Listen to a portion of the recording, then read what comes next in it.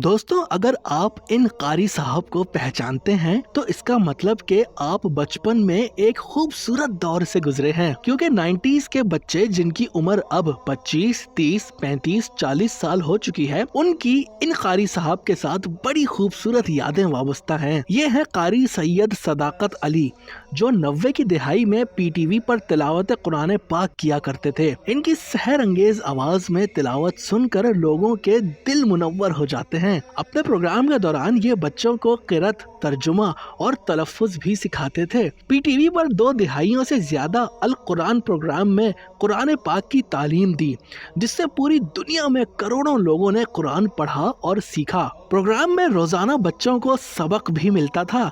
PTV का ये programme अब उस दौर के अफराद के लिए माजी की खूबसूरत याद बन चुका है। कारी सदाकत अली सरगोधा में पैदा हुए।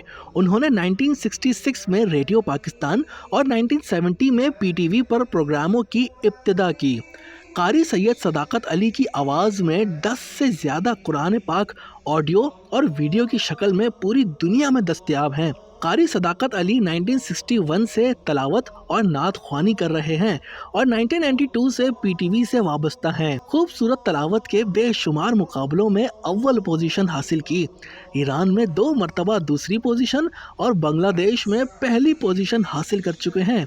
हुकूमत पाकिस्तान ने कारी सदाकत अली को 1986 को सदारती तमगा बराए हुस्न कारकर्दगी और 2014 को सितारा इम्तियाज से नवाजा। कारी साहब अब भी ऐवान सदर, वजीर आजम हाउस और मुख्तलिफ सरकारी प्रोग्रामों और तकरीबात में तलावत करते हैं। दोस्तों, अगर आप भी बचपन में कारी सदाकत अली को सुनते थे और आपकी भी इनसे बचपन की यादें जुड़ी हैं, तो हमें कमेंट करके जरूर बताएं।